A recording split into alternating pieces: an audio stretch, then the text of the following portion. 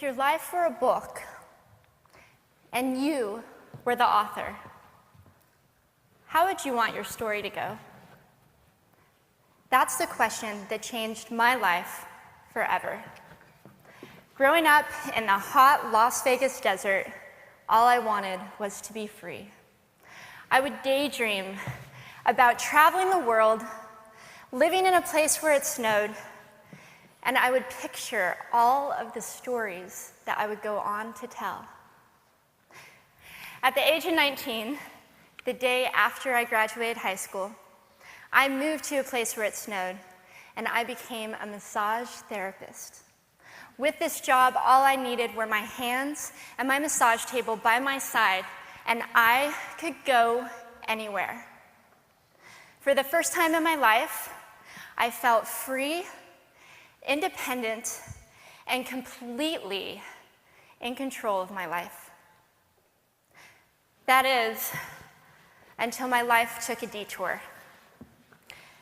I went home from work early one day with what I thought was the flu, and less than 24 hours later, I was in the hospital on life support with less than a 2% chance of living. It wasn't until days later, as I lay in a coma, that the doctors diagnosed me with bacterial meningitis, a vaccine-preventable blood infection. Over the course of 2.5 months, I lost my spleen, my kidneys, the hearing in my left ear, and both of my legs below the knee.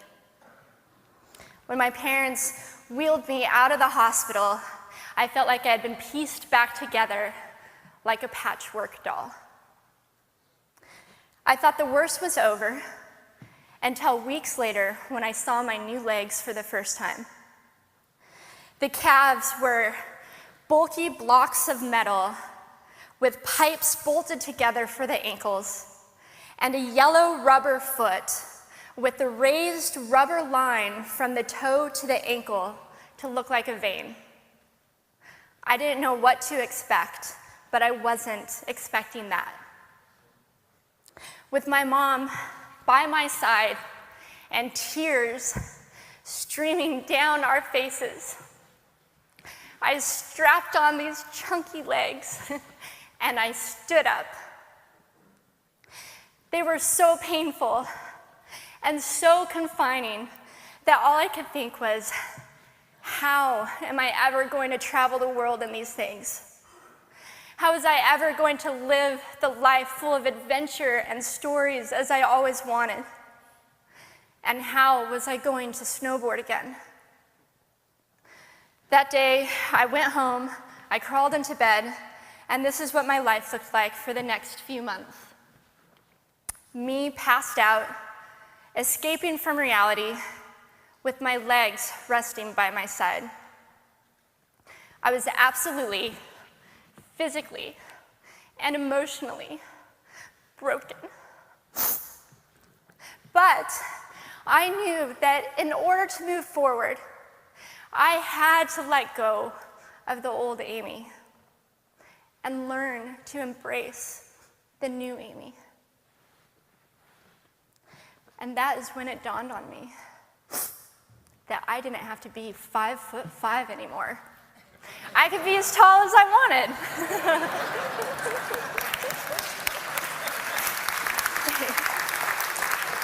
Or as short as I wanted, depending on who I was dating. And if I snowboarded again, my feet aren't going to get cold. And best of all, I thought, I can make my feet the size of all the shoes that are on the sales rack. And I did. So there were benefits here. It was this moment that I asked myself that life-defining question. If my life were a book and I were the author, how would I want this story to go? And I began to daydream. I daydreamed like I did as a little girl. And I imagined myself walking gracefully, helping other people through my journey, and snowboarding again. And I didn't just see myself carving down a mountain of powder, I could actually feel it. I could feel the wind against my face and the beat of my racing heart as if it were happening in that very moment. And that is when a new chapter in my life began. 4 months later, I was back up on a snowboard, although things didn't go quite as expected. My knees and my ankles wouldn't bend, and at one point, I traumatized all the skiers on the chairlift when I fell, and my legs, still attached to my snowboard, went flying down the mountain. And I was on top of the mountain still. I was so shocked. I was just as shocked as everybody else, and I was so discouraged, but I knew that if I could find the right pair of feet, that I would be able to do this again. And this is when I learned that our borders and our obstacles can only do two things. One, stop us in our tracks, or two, force us to get creative. I did a year of research, still couldn't figure out what kind of legs to use, couldn't find any resources that could help me. So I decided to make a pair myself. My leg maker and I put random parts together, and we made a pair of feet that I could snowboard in. As you can see, rusted bolts, rubber, wood, and neon pink duct tape. And yes, I can change my toenail polish. It was these legs and the best 21st birthday gift I could ever receive, a new kidney from my dad, that allowed me to follow my dreams again. I started snowboarding, then I went back to work, then I went back to school. Then in 2005, I co-founded a nonprofit organization for youth and young adults with physical disabilities so they could get involved with action sports. From there, I had the opportunity to go to South Africa, where I helped to put shoes on thousands of children's feet so they could attend school. And just this past February, I won 2 back-to-back World Cup gold medals. Thank you.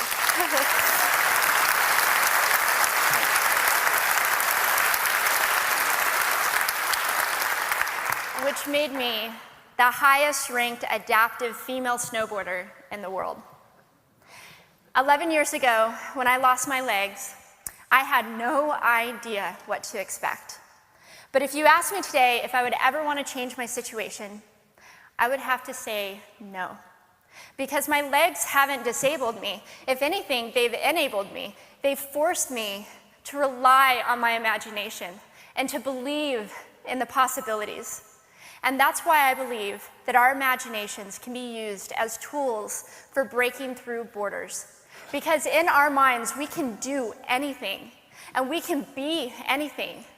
It's believing in those dreams and facing our fears head on that allows us to live our lives beyond our limits. And although today is about innovation without borders, I have to say that in my life, innovation has only been possible because of my borders. I've learned that borders are where the actual ends, but also where the imagination and the story begins. So the thought that I would like to challenge you with today is that maybe instead of looking at our challenges and our limitations as something negative or bad, we can begin to look at them as blessings. Magnificent gifts that can be used to ignite our imaginations and help us go further than we ever knew we could go. It's not about breaking down borders. It's about pushing off of them and seeing what amazing places they might bring us. Thank you.